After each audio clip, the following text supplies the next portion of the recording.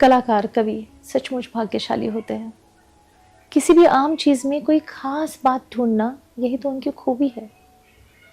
आज की कविता भी ऐसी ही है। कविता का शीर्षक है गेहूं का अस्थि विसर्जन।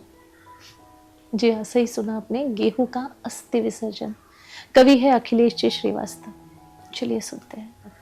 खेतों में बालियों का महीना, खेतों में बालियों का महीना, सूर्य की ओर मुंह कर खड़े रहना तपस्या करने जैसा है। खेतों में बालियों का महीना, सूर्य की ओर मुंह कर खड़े रहना तपस्या करने जैसा है। उसका धीरे धीरे पक जाना तप कर सोना बन जाने जैसा है।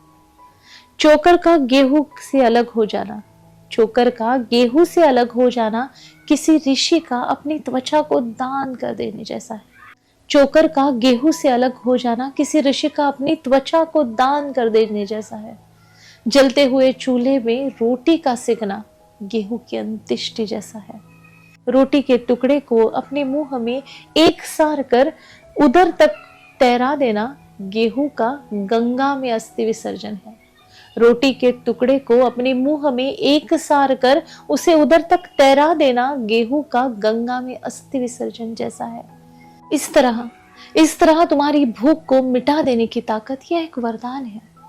इस तरह तुम्हारी भूख को मिटा देने की ताकत यह एक वरदान है, जिसे गेहूं ने एक पांव पर 6 महीना धूप में खड़े होकर तप से अर्जित किया था, सूर्य से। भूख से तुम्हारी बिलबिलाहट का खत्म हो जाना गेहूं का मोक्ष है। भूख से तुम्हारी बिलबिलाहट का खत्म हो जाना गेहूं का मोक्ष है। इस पूरी प्रक्रिया में कोई शोर नहीं, कोई आवाज नहीं। शांत हो तिरोहित हो जाना मोक्ष का अनिवार्य अवयव है। शांत हो तिरोहित हो जाना मोक्ष का अनिवार्य अवयव है। मगर हम बहुत वाचाल हैं। हम बहुत वाचाल है, बिना चपर चपर की आवाज निकाले एक रोटी तक नहीं खा सकते, एक रोटी तक नहीं खा सकते, है ना।